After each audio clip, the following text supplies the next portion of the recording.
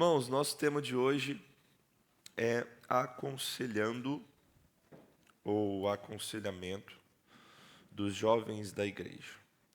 Muito do material que eu vou falar aqui e das orientações que eu vou trazer, eu já tive oportunidade de trabalhar com os jovens da nossa igreja.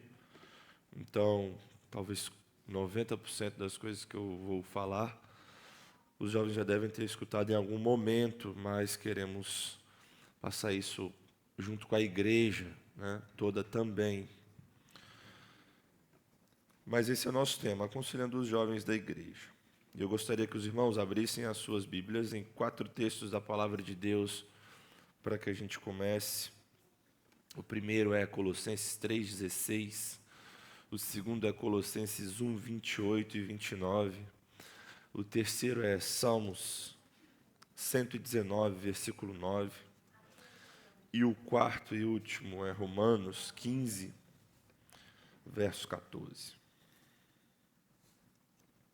Colossenses 3,16, o primeiro. Colossenses 3,16. Esse eu vou ler e os outros eu peço para os irmãos. Colossenses 3,16 é um texto clássico que fala sobre essa temática de aconselhamento na vida da igreja. Diz assim: que a palavra de Cristo habite ricamente em vocês, instruam e aconselhem-se mutuamente em toda a sabedoria, louvando a Deus com salmos, hinos e cânticos espirituais com gratidão no coração. Amém? Amém. Colossenses 1, 28 e 29. Quem pegar esse texto, levante sua mão, pega o microfone e leia para a gente, por favor.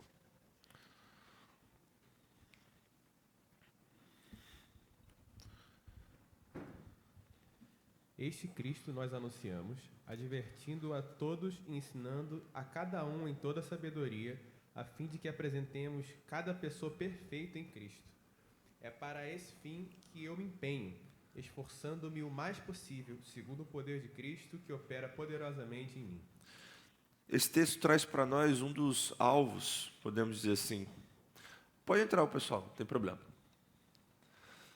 Esse texto traz para nós um dos alvos, um dos objetivos do nosso aconselhamento, que é apresentar cada pessoa perfeita em Cristo, né? Formar, modelar Cristo no outro. Esse nós podemos dizer que é um dos nossos objetivos no discipulado, no aconselhamento, dentro da igreja local. Por isso que eu trouxe esse texto aqui para nos dar base, né, no dia de hoje. Agora vamos lá para Salmos 119, versículo 9. Um texto que fala sobre piedade e ainda liga-o à juventude. Abra sua Bíblia aí, quem pegou, levanta a mão para ler o texto, por favor. Salmo 119, versículo 9. De que maneira poderá o jovem guardar puro o seu caminho, observando segundo a tua palavra? É a palavra que sempre é a nossa baliza, a nossa motivação, a nossa regra. Para um jovem guardar puro o seu caminho, precisa observar segundo a palavra de Deus. É o que diz esse texto. E por último, por fim, Romanos 15, 14.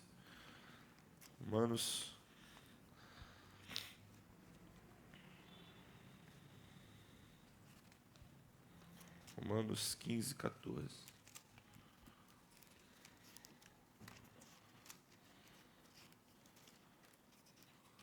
Pode ler.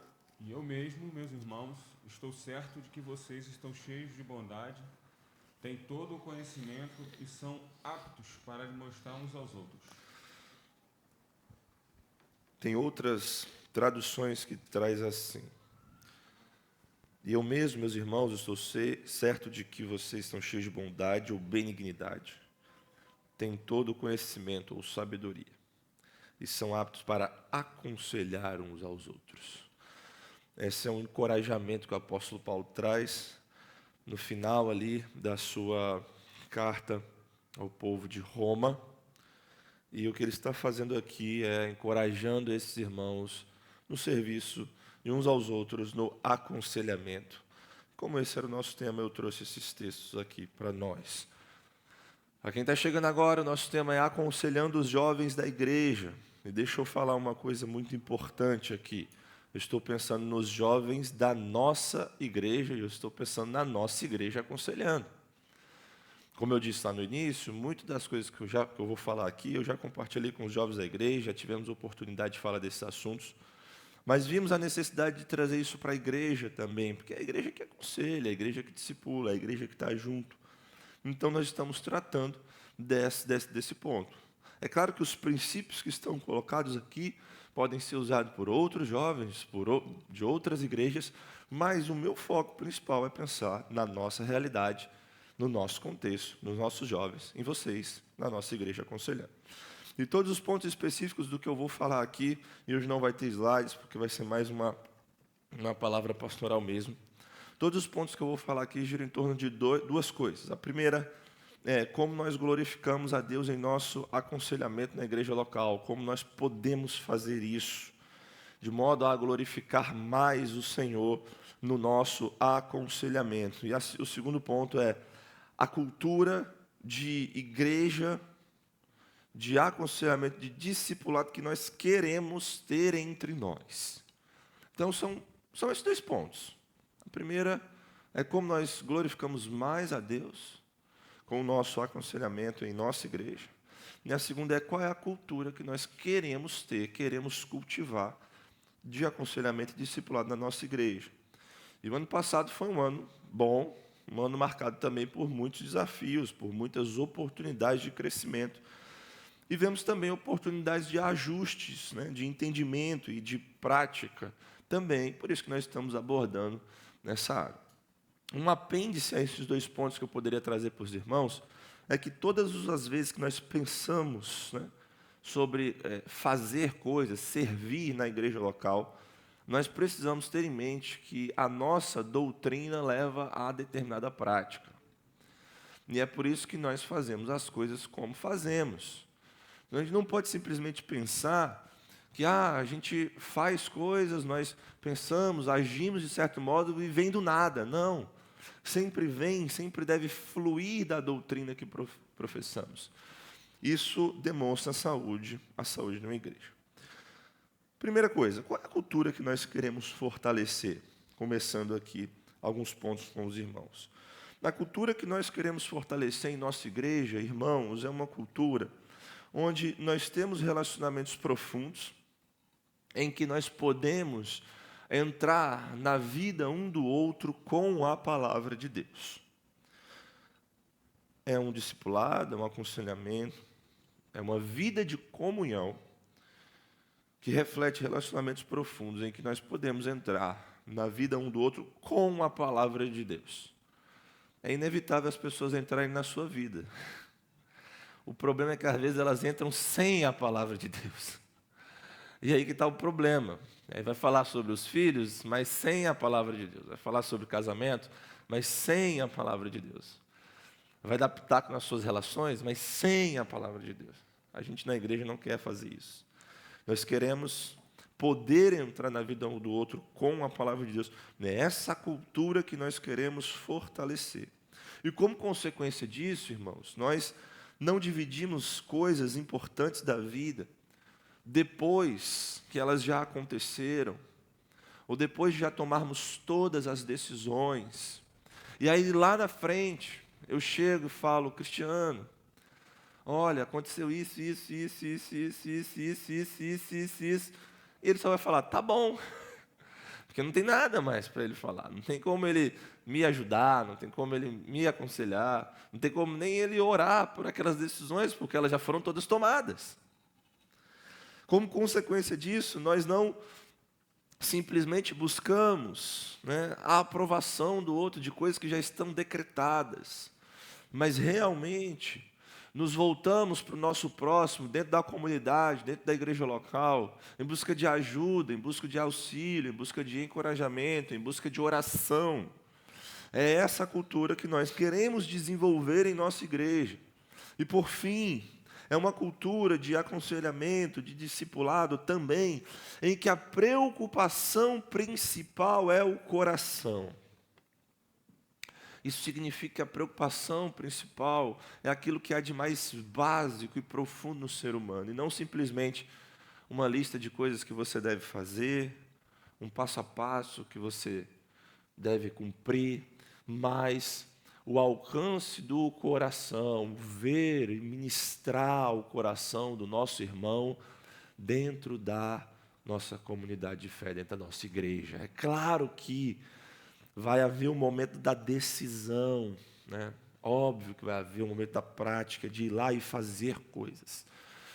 Mas uma igreja que está preocupada em estabelecer uma cultura de aconselhamento, e é o que nós queremos. Uma cultura de discipulado, é o que nós queremos. E fortalecer isso a cada dia, glorificar mais a Deus nisso, precisa estar preocupada em ministrar o coração do outro. E não simplesmente em falar, toma aqui, vai lá e faça essas coisas e você será maravilhoso. Não é só isso. Então, esses são princípios gerais de uma cultura que nós queremos fortalecer. Já seguindo para segundo ponto aqui que eu trouxe. Nós temos grandes áreas em que normalmente nós aconselhamos os nossos jovens. E eu gostaria de chamar a sua atenção, como igreja, para estas áreas. Quais são elas? Normalmente, dentro do nosso contexto, tá, irmãos? Pensando no nosso contexto, nós estamos aconselhando os jovens na área dos relacionamentos. Concordam comigo, sim ou não? Sim? Relacionamentos em busca de um casamento. Nós estamos aconselhando eles a trabalho e vida profissional, estudos e essas coisas. Sim ou não? E nós estamos aconselhando também piedade cristã. Luta contra pecados, contra tentações, maturidade espiritual, caminhada de fé, serviço, está dentro de piedade cristã. Então, eu coloquei essas áreas. É claro que pode haver outras, ou você colocar, encaixar assuntos dentro dessas. Eu coloquei isso aqui só de forma didática, isso aqui não é canônico. É só de forma didática para esse momento. Relacionamentos, trabalho, vida profissional, estudos e piedade cristã. E pela característica da nossa igreja, agora pensando mais no nosso contexto atual, talvez a nossa área de mais aconselhamento aos jovens seria dos relacionamentos, e trabalho, vida profissional, estudos. Claro que a piedade cristã está envolvida nisso tudo, mas é mais difícil um jovem te buscar para ter uma coisa isolada só lá na piedade cristã. Normalmente essas coisas estão envolvidas nessas grandes áreas da vida, porque são as grandes áreas de decisão, de decisões que eles estão tomando. Da mesma forma que se você pegar as famílias da igreja, você vai ter áreas de aconselhamento ali, por exemplo, criação de filhos, né? Como lidar com as crianças, disciplina dos filhos, correção, como ter um plano de discipulado familiar, casamento, relação sexual. Então, as famílias da igreja vão mais para essas áreas, é nesse sentido que eu estou trazendo aqui. Então, pelo nosso contexto, nós temos essas áreas de necessidade, queremos de instrução sobre elas, é isso que nós vamos fazer. Eu vou falar de cada uma dessas áreas com ênfase àquilo que nós temos mais necessidades. Então, deixa eu falar primeiro sobre a área dos relacionamentos, te ajudando a lançar luz no aconselhamento dos jovens da nossa igreja, é aquilo que o nosso presbitério tem pensado e trabalhado sobre esse assunto. Tá? Relacionamentos em busca de um casamento. Nós temos pensado que a sabedoria da palavra de Deus, ela é sempre melhor do que aquilo que nós achamos, né? Ou o pragmatismo de nossa cultura, aquilo que dá certo, aquilo que funciona. A palavra de Deus é sempre melhor, irmãos. E a palavra de Deus, ela parece nos apontar na direção de 3 grandes áreas de atenção que um jovem que está buscando casamento deve ver. Essas áreas são pureza, sustento e maturidade, discernimento espiritual. Foi assim que eu as chamei, eu quero explicá-las para os irmãos, para que vocês estejam atentos e servindo os jovens da nossa igreja também. A primeira delas, pureza. Nós temos olhado para a palavra de Deus, para as orientações da palavra de Deus, e temos visto como a Bíblia ela é muito enfática no assunto de pureza sexual, de fuga da imoralidade, dos jovens não estarem seguindo as paixões da juventude, as paixões carnais, a cobiça. E pensamos que isso é muito importante antes de você entrar num relacionamento para um casamento. Deixa eu ser mais claro aqui. Nesse ponto, nós precisamos tomar cuidado e ajudar os jovens a pensar sobre a área de pornografia, de masturbação, de relações sexuais fora do casamento. E se você está aconselhando um jovem aqui em nossa igreja, que está pensando em casar, você precisa conversar sobre isso com ele. Você precisa tocar nessas áreas. Como está a sua vida de pureza diante de Deus? Como tem sido isso para você? Como você tem lutado com essa questão?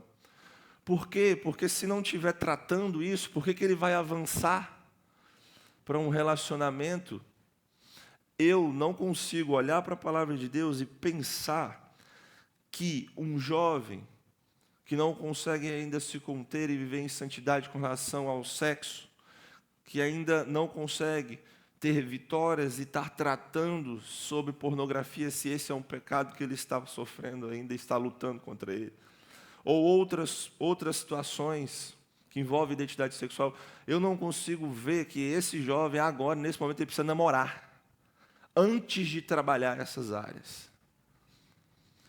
Então, a gente tem olhado para a área de pureza e disse assim, essa é uma área importante. Essa é uma área que precisa ser tratada, trabalhada, mencionada. E se eu posso dividir assim, vamos lá, 4 fases. Solteiro, namorando, noivado e casamento, ok? Qual seria a melhor fase para eu poder trabalhar essa parte da vida de alguém? Solteiro, né?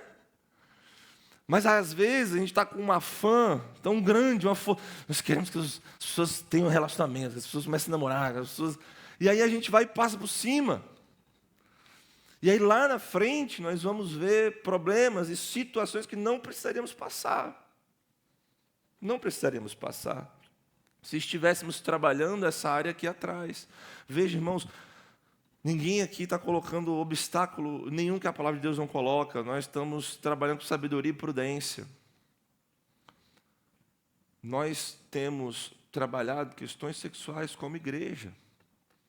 Temos ajudado pessoas em nossa igreja. Temos ajudado casais em nossa igreja. Ao mesmo tempo que nós vemos também a seriedade que é essa área. As fraturas que ela pode causar. É uma coisa séria. Relações sexuais fora daquilo que Deus instituiu. Pornografia, masturbação e outras. Então, se nós podemos trabalhar isso agora como igreja de Cristo e ser suporte aos nossos jovens que estão iniciando esse período de relacionamento, por que não fazer? Eu vejo sabedoria e prudência, eu vejo instruções da palavra de Deus nesse sentido. Os irmãos estão entendendo? Sim ou não? A galera do fundo não está entendendo. O pessoal do fundo não está entendendo muito. Mas até o final eu espero que eles entendam. Então a pureza sexual é uma área que a gente tem olhado, dado atenção a ela. Então, se algum jovem da igreja vier falar com você, vier pedir o seu conselho, você tem que mencionar isso com ele, perguntar isso a ele, orar com ele, ajudá-lo a caminhar. Esse irmão pode precisar da sua ajuda. E a gente precisa caminhar com sabedoria. Então, essa é uma primeira situação. A segunda, como eu disse, são condições de sustento. Essa é uma área que você também tem que estar atento a ela. Será que aquele jovem tem condições de sustentar? E eu estou falando de sustento financeiro mesmo, material, um casamento lá na frente. Então, você pode fazer boas perguntas a ele. Como está o seu trabalho? O que você está fazendo? Como estão os seus estudos? O que você está pensando para o futuro? Como você tem se preparado? Aí a pessoa vira para você e fala assim, eu não estou fazendo nada. Eu acordo tarde, ainda nem terminei minha faculdade. Rapaz, tenho TCC para escrever, mas está difícil, viu? Eu quero mesmo é servir ao Senhor. E ter uma esposa. São duas coisas, né? Aí você fala, cara, não dá. Não dá. E pensa, irmãos, a gente não está colocando aqui que o jovem, a pessoa, ela tem que ganhar 10 mil reais. Ela tem que estar com um contrato assinado com a Shell. Olha aí, Fábio, botando aqui a Shell. Ela tem que trabalhar na Petrobras, Levi. Ela tem que estar com tudo certo, ela tem que ter apartamento quitado, tem que ter um carro zero e tem que ganhar 10 mil com esses contratos aí. Não, irmãos, não é isso. Não é isso. Quando eu comecei namorando com a Mariana mesmo, eu ganhava R$800 de estágio. Não tem nada a ver com o quanto, mas tem a ver com o como. Como você pensa chegar lá? A gente estava caminhando. E conseguíamos visualizar, assim, olha, eu acho que em tanto tempo a gente vai conseguir se manter. Não depender dos nossos pais, da ajuda de outras pessoas, ou passar necessidade. Novamente, eu não estou falando que eu vou viver regaladamente. Eu não vou olhar para uma família, um irmão aqui da igreja e falar assim, a minha vida tem que ser igual a dele, que já ralou, que já batalhou, que já está há anos aí. Não, não é isso. Mas precisa haver condições de sustento. Isso é por parte do rapaz e por parte da moça também. A moça, não, vou ficar aqui esperando, vou ficar sentado, eu quero casar, ele que lute. Não, irmão, isso não é bom, isso não é uma postura boa, biblicamente falando. Uma postura preguiçosa, uma postura que está contando com algo que você nem tem, não está esperando se qualificar, crescer, até para colocar isso lá na frente em serviço da própria família, da própria igreja local. Condições de sustento. É uma área que precisamos ver, é uma área que precisamos abordar. E, por fim, maturidade espiritual. Será que esse jovem consegue liderar uma esposa no casamento, espiritualmente falando? Será que essa moça vai conseguir lidar com sua família, com seu marido, espiritualmente falando? Será que essa pessoa tem condições para isso? Ou ele ainda não tem condições? Ele precisa crescer. Maturidade espiritual também envolve as outras duas.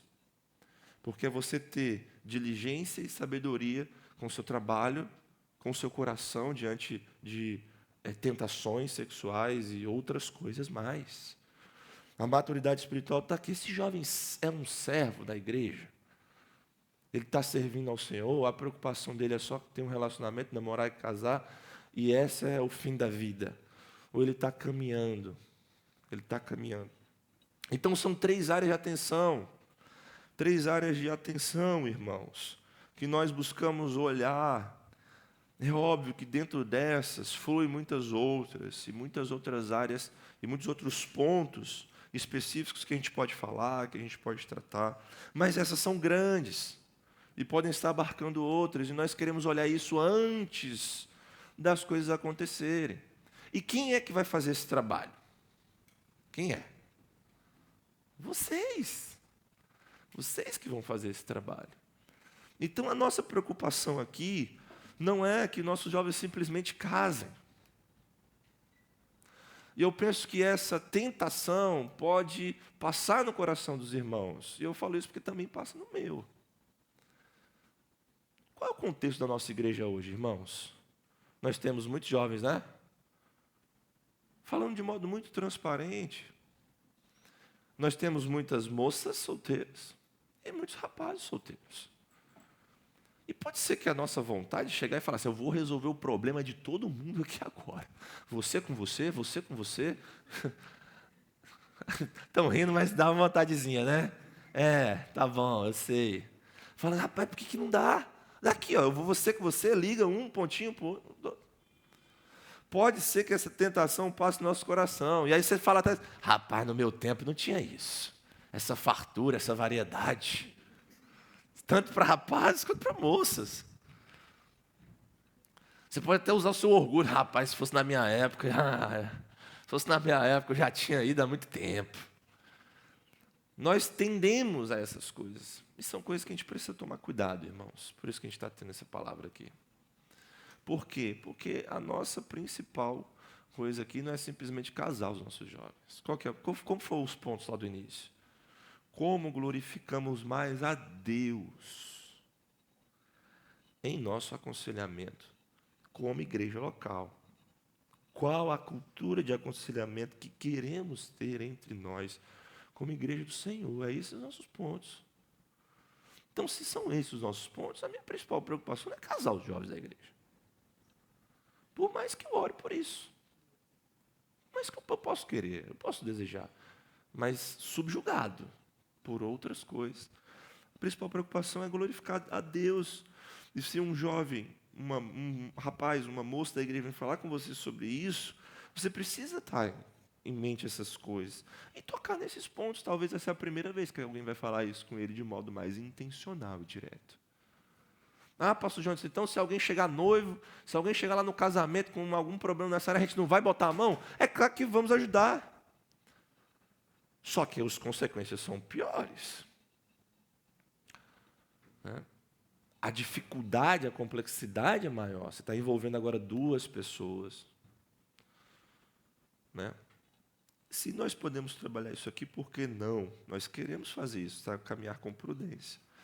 Então, irmão, essas são áreas de atenção. Eu gostaria de chamar os irmãos aqui a olharem isso e a ver que o nosso ponto aqui é apresentar a pessoa mais parecida com Jesus, inclusive nessa área da nossa vida.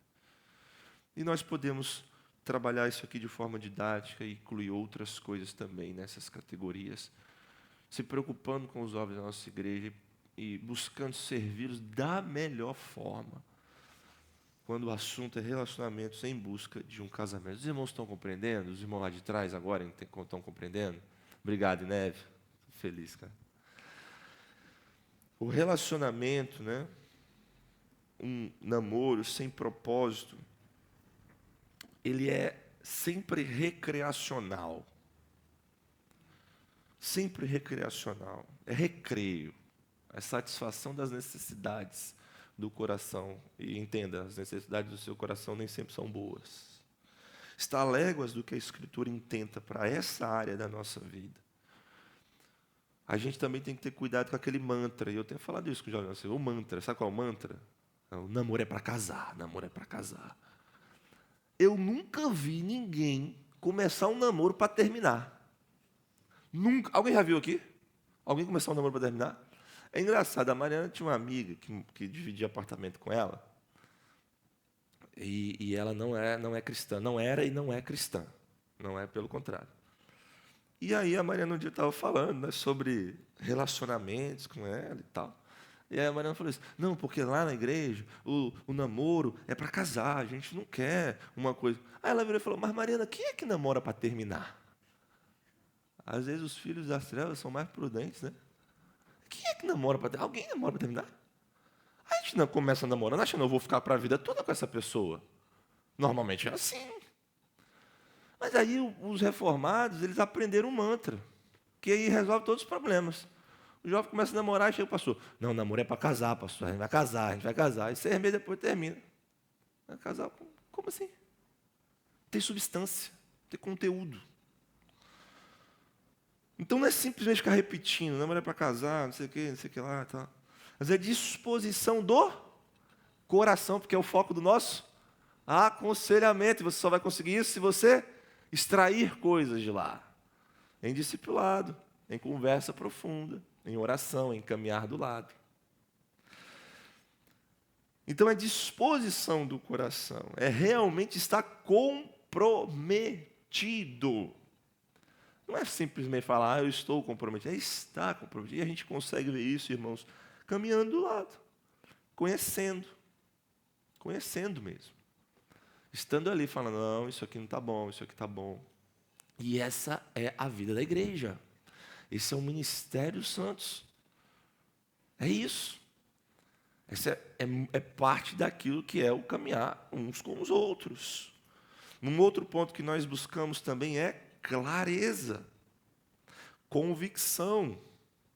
Alguém consegue enxergar bem o propósito um casamento que glorifica a Deus, está lá. Enxergar bem o propósito, sem ter convicção e sem ter clareza. Sim ou não? Você consegue enxergar o final sem ter convicção de que você quer ir para lá? Sem ter clareza, sem ter transparência? Não. Normalmente o resultado são mágoas, são feridas, pecados, coisas que podiam ser evitadas. Então nós ensinamos, encorajamos também em nossa igreja esse caminho da convicção. E como eu já falei para os jovens aqui da igreja, convicção não é nunca ter nenhum medo, insegurança. É trabalhar o medo e a insegurança. Medo e insegurança são pecados na Bíblia. Não são características da sua personalidade, só lembrando. Não é falar, eu sou muito medroso, eu sou muito inseguro. Isso não são características da personalidade. A Escritura trabalha essas coisas como pecados que a gente tem que vencer. Às vezes a gente usa como estimação. Eu sou tão assim, meu Deus, sou tão medroso, sou tão inseguro, sou tão ansioso. Oi, prazer, sou ansioso, meu nome é Jonatas. Não, a Bíblia não faz isso. A Bíblia não faz isso. Situações que nós precisamos vencer. Então, ter convicção não é não lutar com essas coisas, você está lutando com elas. Mas é buscar, olhar todas essas coisas, as suas dificuldades, as suas tentações, as suas lutas contra o pecado, contra o medo, contra a segurança, todas essas coisas, as suas dificuldades, e fala assim, eu vou lutar isso com fé na palavra de Deus. Eu vou caminhar e colocar os meus pés naquilo que é seguro, e o que é seguro é a palavra do Senhor, aquilo que o Senhor me dá. Aquilo que o Senhor me dá. Então é ter convicção. Não adianta a pessoa chegar, pastor, não sei se eu quero muito essa pessoa, eu até gosto dela. Eu até acho ela interessante, ela é bonita, ou ela é bonita, mas eu não sei, não tenho certeza se tal, não sei o quê. Irmão, vai ler Efésios 5, vai lá. O que o Senhor diz sobre a vida familiar, sobre o casamento? É entrega, é sacrifício. Como é que você vai sacrificar se você não tem certeza? Você não tem convicção, você não tem clareza. Então nós, nossa igreja, continuamos a incentivar. Isso é algo que nós precisamos. Presta atenção, eu não falei aqui que os jovens da igreja precisam ser completamente maduros, 100% maduros, e não ter nenhuma dificuldade em nada. Entenderam? Estou dizendo que a gente precisa caminhar para ter clareza e convicção. E nós temos acesso, vocês têm acesso aos pastores e líderes da igreja. Vocês podem perguntar, vocês podem buscar sanar dúvidas quando existirem. Podem reverberar o ensino, essa é uma das coisas mais importantes. Isso fortalece, irmãos, a nossa cultura, aquilo que nós queremos criar como igreja. Então, se você está aqui hoje, você está pensando em aconselhar os jovens da nossa igreja, você deve pensar nisso, considere todas essas coisas, mas algumas coisas práticas aqui que eu coloquei para a gente fechar esse ponto. Ilustrem, falem, apontem para a vida real. As famílias da igreja têm esse grande benefício ao seu favor. Demonstrem a realidade do casamento, da vida a dois, da criação de filhos, do relacionamento com o sexo oposto. Não é tentar desiludir os jovens da nossa igreja com exemplos ruins. Sabe aqueles exemplos de sofrimento? Na tentativa de dar um banho de água fria nele. Ele vai assim, eu vou dar um banho de água fria nesse jovem agora. Eu vou mostrar como é que é viver com um homem debaixo do mesmo teto. Eu vou mostrar o que é viver com uma mulher debaixo do mesmo teto. Aí você pega todas as situações ruins que você já passou no seu casamento. Tá rindo, né, Ruth? Deixa o Márcio em paz, viu? Você pega toda a situação que você já passou no casamento e fala assim, agora eu vou chegar para aquele jovem, eu vou esfregar na cara dele para ele ver que é difícil esse troço. Não, irmãos, não é isso. Mas é mostrar como a vida real funciona. E olha que coisa boa que Deus te deu. Se você já está casado, se você já tem filhos, você consegue, além de olhar para o ensino da palavra de Deus, né, Cristiano? Você consegue ver na prática como é.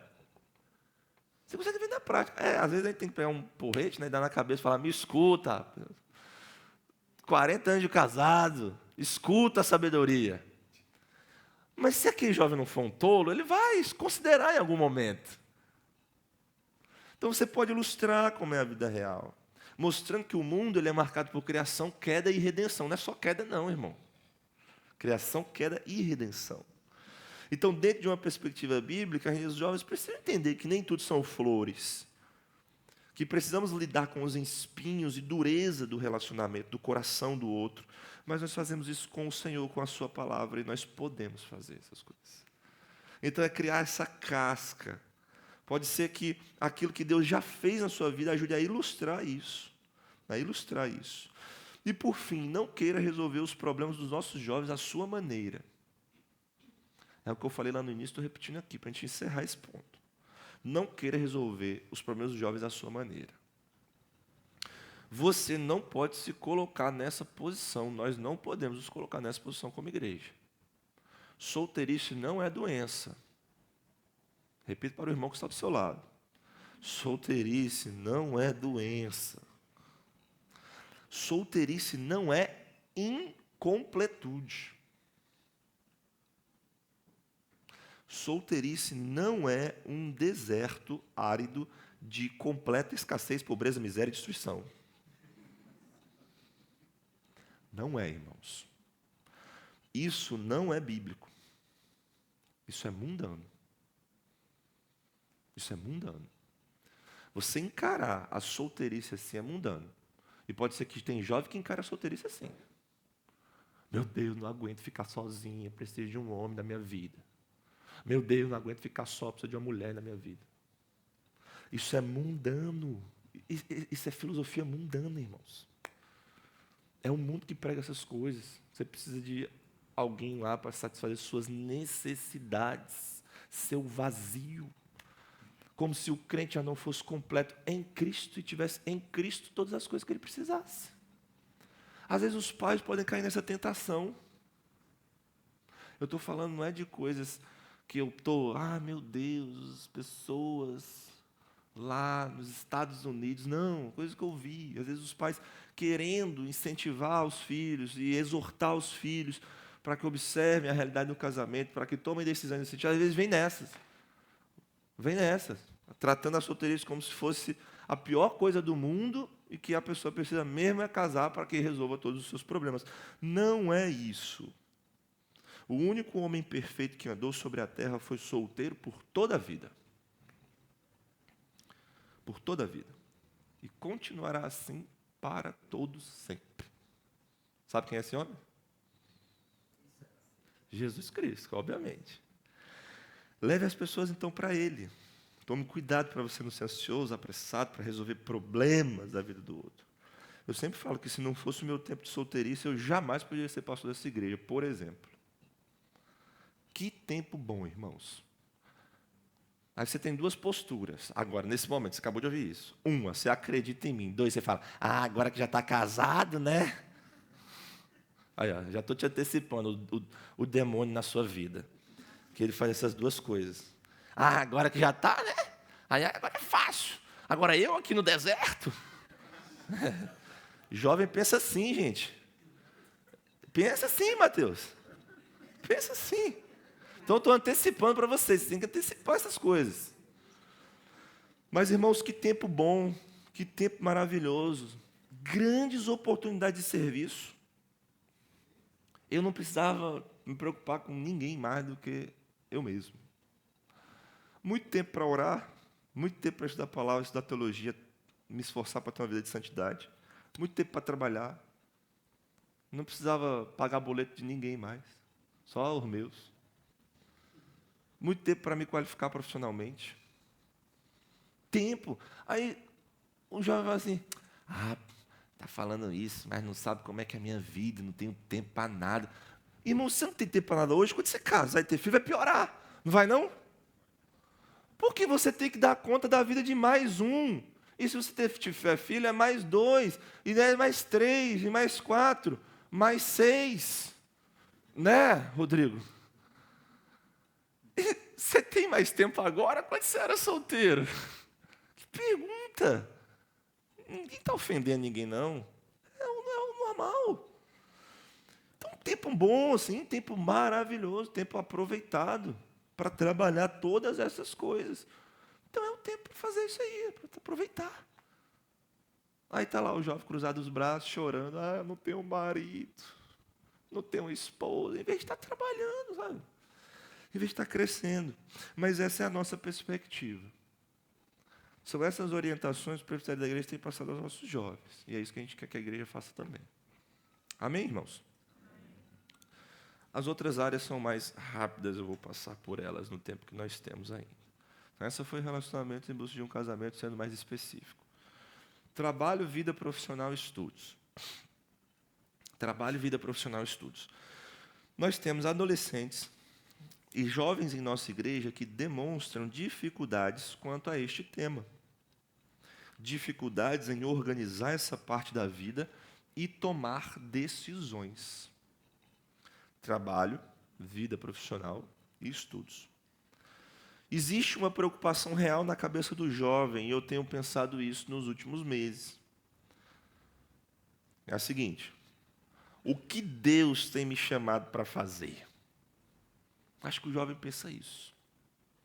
Um jovem crente, tá? Estou falando um jovem crente, um jovem bíblico, um jovem que está aqui em nossa igreja e que ainda não se decidiu nessa área da vida. Acho que ele pensa assim: o que Deus tem me chamado para fazer? Assim, onde que Deus quer que eu esteja? E aí vem aquela tentação: se Deus escrevesse no outdoor, rapaz, eu acho que eu escolheria agora, para não tomar uma decisão errada. Ou então, como eu pensava antigamente, Deus, pelo menos o formato das nuvens. A primeira letra. Essa é clássica. Primeira letra eu olho e vejo. É um R, é um J, é um P. P de quê? De pastor ou de pedreiro? Aí vai ficar nessa. Então, assim, depende do que você quer também, né? Se você pedir a primeira letra, né, Márcio? Pode vir. Pode vir. Ou então, qual é a primeira letra, Senhor, daquela moça que eu vou casar? E tem as duas moças na igreja com o mesmo nome, ou então com as iniciais iguais. Não dá, tem que ser. Aí o coração vai falar mais alto, né? É isso aí, a decisão vai ser do coração. Mas eu penso que às vezes o jovem tem essa preocupação, porque ele está assim: mas eu só posso fazer aquilo, assim, aquela coisa. Se eu não estiver naquele lugar, sabe, tipo um chamado profético? Tipo um chamado profético lá no Antigo Testamento, que Deus ungia alguém para ser rei, ou ungia para ser profeta. Não, se eu não fizer aquilo, eu tenho que descobrir. Aí começa a indecisão, começa a dificuldade e tal e tal. Kevin DeYoung, no livro Faça Alguma Coisa, ótimo livro inclusive, nos lembra que gerações anteriores não experimentavam tantas crises nas escolhas que deveriam fazer, simplesmente porque não tinham tantas opções. Aí olha só que frase interessante que a gente pode aplicar nesse contexto que nós estamos falando aqui. Ele diz assim: de várias formas, a nossa preocupação com a vontade de Deus é um fenômeno ocidental da classe média e dos últimos 50 anos. Pessoas que vivem com $1 por dia simplesmente não têm muitas escolhas a fazer. Tampouco a maior parte de nossos avós tinha. Um século atrás, a maioria das pessoas vivia no lugar em que havia nascido. Você fazia o que a sua mãe ou o seu pai faziam. Provavelmente trabalhando em uma fazenda, se você fosse um homem, ou criando filhos e trabalhando na fazenda, se você fosse uma mulher. Olha que interessante que ele está trazendo para a gente. Ele está falando assim: olha, os tempos eles estão mudando. E com a tecnologia, com o avanço e o desenvolvimento, hoje nós temos muitas opções. Nesse sentido, a gente tem muita riqueza. Tem muitas opções, tem muitos caminhos que você pode tomar. E ele percebeu, o Kevin DeYoung, que isso tem causado uma certa ansiedade no coração do jovem. Por quê? Porque ele se vê com tantas opções, e aí ele fica: meu Deus, o que eu escolho? Meu Deus, o que eu escolho? Eu vou ser jogador de futebol ou pastor? O que eu vou fazer da minha vida? Eu vou ser astronauta ou eu vou fazer um cursinho ali e estudar história, filosofia, geografia, ser professor de uma escola? É tantas opções, né? Hoje a pessoa pode ganhar dinheiro no YouTube, gente. É imaginar isso? 20 anos atrás, vamos muito longe, não? Quando eu era criança, ganhar dinheiro no YouTube, youtuber. Aí eu pergunto meus primos que têm até 14 anos, 13, 14 já está ficando mais velho, né? Mas mais novinho assim, o que você quer ser? Youtuber. Vai trabalhar, menino. A vontade é essa, né? É uma realidade. Aí eu pergunto para as meninas: o que você quer ser? Influencer digital. Já pensou nisso? E tem gente fazendo essas coisas e trabalhando com o meio digital e ganhando dinheiro. Coisas que seriam impensáveis. São muitas opções. E eu penso que é uma tentação para os mais velhos, às vezes, olhar para essas coisas, para os jovens e falar, futilidade, olha lá. Acordar cedo, rapaz, trabalhar e tal. Não se compadece dessa situação e busca ajudar o outro, olhar o coração daquele jovem, ver essa preocupação e tentar ajudar. E aí se esquece de lá atrás, olha para o passado com orgulho. Gente, na época do meu pai, na época da minha mãe, só tinha mais ou menos 4 faculdades para você fazer. Você vai ser engenheiro, você vai ser médico, você é advogado, vai ser professor. Faz pedagogia, alguma coisa desse tipo. Magistério. Ó, relembrando o passado. Vai fazer isso. Ah, eu não quero essas 4 áreas de faculdade. O que eu vou fazer? Então, eu vou fazer um trabalho manual. Vou ser peão, como meu pai falava. Né? Então, lá atrás era assim. Talvez esse contexto do tempo ajudou as pessoas, ajudaram as pessoas a serem mais resolutivas. Né? Talvez a escassez, a dificuldade, né? A disponibilidade de recursos mais reduzida, é isso mesmo, é papum e vai e tudo mais e tal. Então a gente precisa observar esses contextos e ver que isso é uma preocupação para os jovens do nosso tempo, para os jovens da nossa igreja. Será que nós podemos ajudá-los? Entendendo melhor isso? Irmão, eu não estou dizendo que aqui você não tem que confrontar. Às vezes o jovem vai estar numa tomada de decisão porque ele é preguiçoso mesmo. Aí você tem que ir lá e ajudar ele, confrontar aquele pecado. Às vezes ele está numa tomada de decisão que é inseguro, indeciso, e você tem que ir lá e confrontar. Você não tem que pressupor que ele é muito maduro para tomar decisões. Às vezes o que ele está precisando é de direção. Direção. E aí puxando até um conselho para os pais. Às vezes os pais ficam, não, eu vou lá ver o que ele gosta. E ouvir o meu filho hipermaduro das decisões. Às vezes ele só está precisando de direção. Direciona ele. E segura ele. Fala assim, você vai fazer. E eu vou estar aqui com você. Ah, pai, eu quero desistir do curso. Quem nunca pensou isso? Desistir do curso. Vários e vários. O pai fala, não vai continuar. Vai continuar. Estou aqui com você. A gente está preparando uma coisa lá para frente. E isso pode ajudar na direção. Esse trabalho mais para os pais. Né? E para a gente da igreja também. Eu estou aqui com você. Vamos lá. Olha só, vou te mostrar aqui. Essa área tem isso, essa área tem isso. Você pode ir nessa. Tem tantas pessoas na nossa igreja que ocupam posições de liderança em várias áreas no trabalho, que gere pessoas, capacidade de gestão, de organização, de captação de outras pessoas. Tem muitos militares na igreja que fazem isso. Tem outras pessoas que trabalham em banco, trabalham não sei aonde, trabalham em grandes empresas. Será que não pode ajudar os nossos jovens nessa área? Dando direção. Não é chegar para ele e fazer uma terapia. Então, fala para mim, o que você está sentindo? Ah, então, eu acho que... Não. Direcionamento e compaixão nessa parte. Então, conheça mais esse jovem. Pergunte mais. Saiba do seu contexto familiar, caminhe com ele. Será que ele tem um problema de organização puramente? Ou seria mais medo de falhar? Medo de receber desaprovação, de ter que enfrentar preconceitos sociais? Deixa eu dar um exemplo de preconceitos sociais. Lá atrás, quando eu decidi que a minha primeira graduação ia ser educação física, todo mundo ficava falando, educação física. Que é uma área meio, mais ou menos, né? Não é tão boa assim, como direito, como engenharia. Né? Irmãos, eu não estou querendo aqui depreciar a profissão de ninguém, estou falando da minha. Assim. Mas é uma bênção da minha vida, da minha área. A área que eu sustento a minha família, de onde vêm meus recursos. Né? E depois, pude fazer a graduação em teologia, filosofia e seguir. E a gente está caminhando aí, glória a Deus. Então, assim, às vezes tem uns preconceitos, sabe? Ah, vai fazer história, vai fazer geografia, fazer letra, ser professor.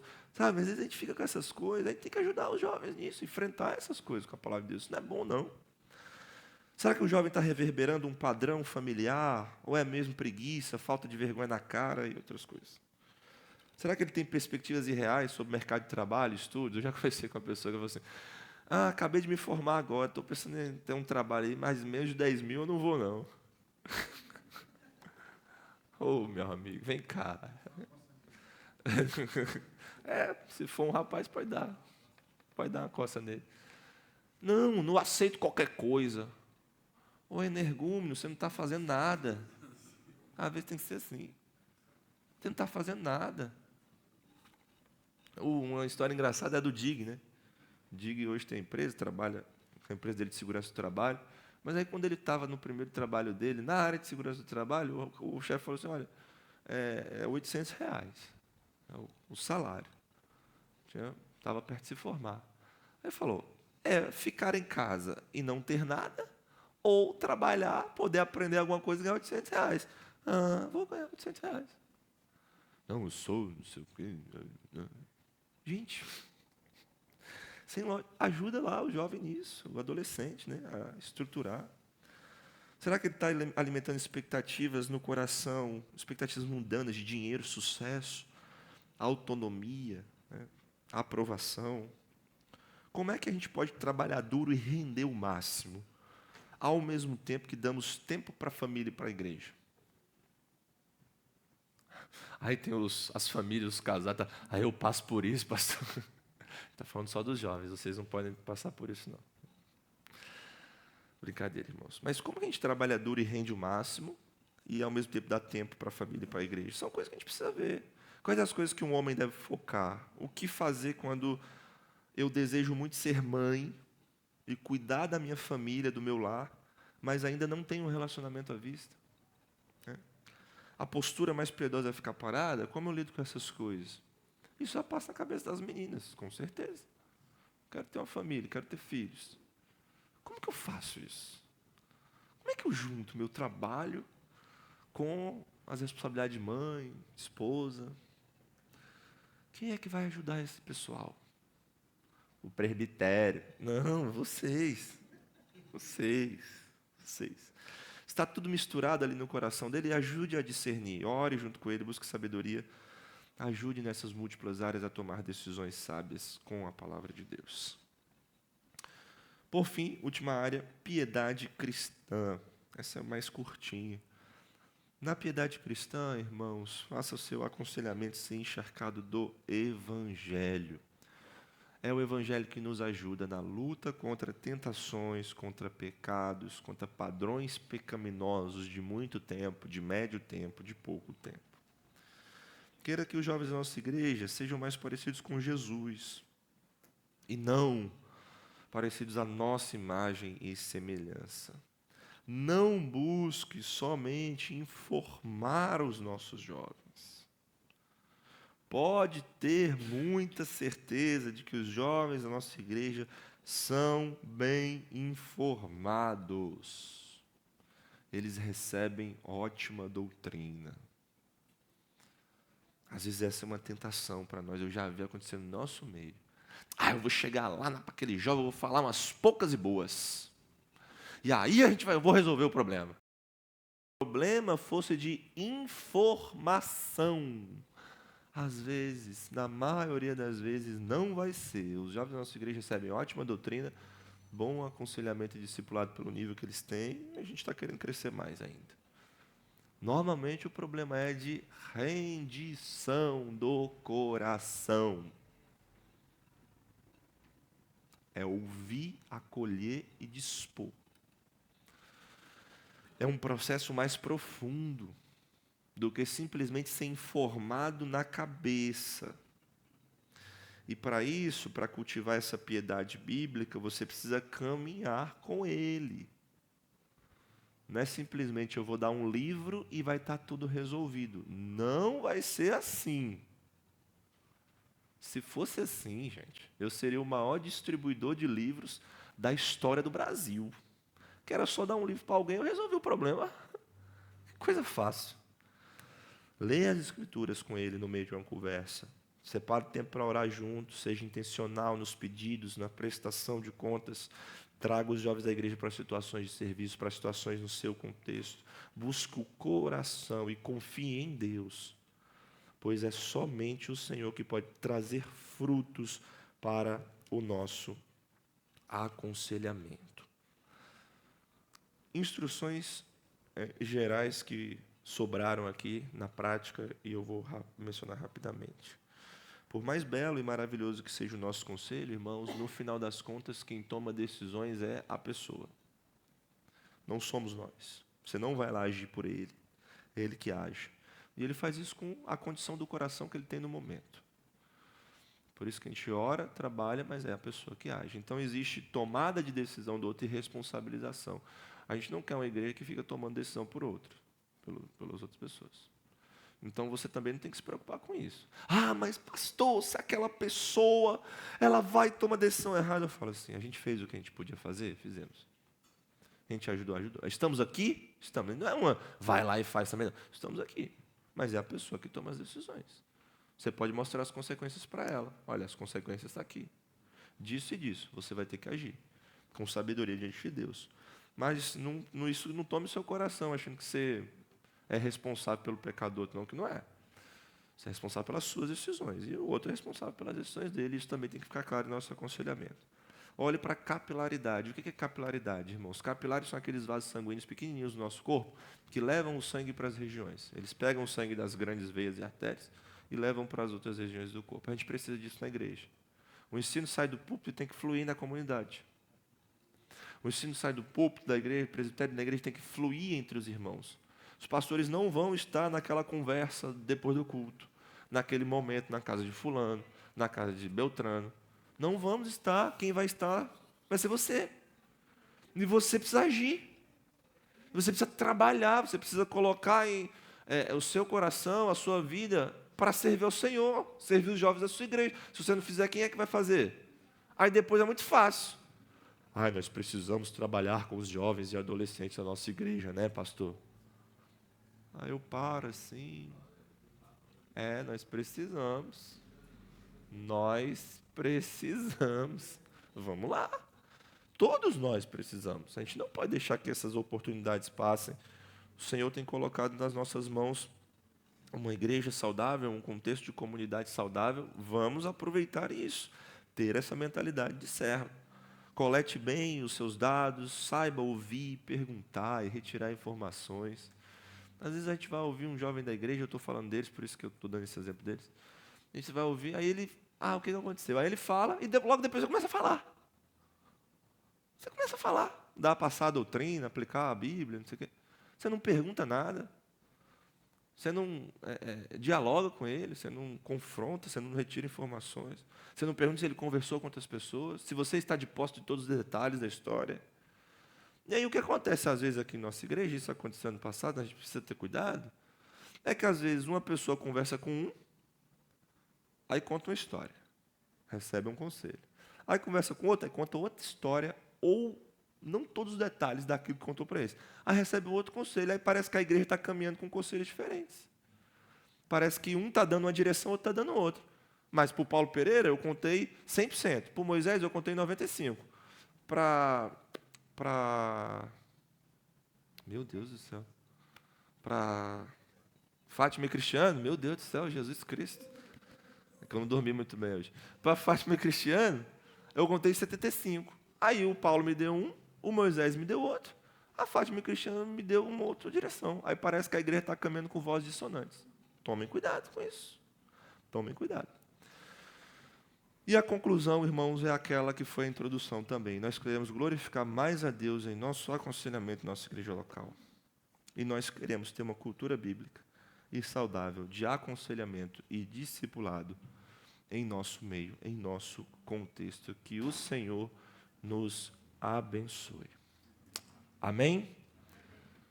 Estou à disposição para dúvidas e perguntas. Se você tem uma boa pergunta também, alguma questão, por favor, envie. Que a gente vai trabalhar daqui 2 domingos, momento de perguntas e respostas. Mas foi tudo que eu gostaria de falar com os irmãos. Acolham isso como uma palavra pastoral e mãos à obra Orem por isso, orem pelos jovens da nossa igreja e se coloquem à disposição para ajudá-los. Vamos orar? Muito obrigado, Senhor, porque nós estamos na nossa igreja, nós podemos ter a Tua palavra, nós podemos lê-la e retirar princípios que nos ajudam no aconselhamento dos jovens, no aconselhamento geral dentro da igreja local. Pedimos que o Senhor nos fortaleça, pedimos que o Senhor abençoe os nossos jovens e abençoe a nossa igreja como um todo, que glorifiquemos mais o Senhor e que a cultura aqui seja uma cultura bíblica, uma cultura do Evangelho. É o que nós pedimos, Senhor, no nome de Jesus. Amém.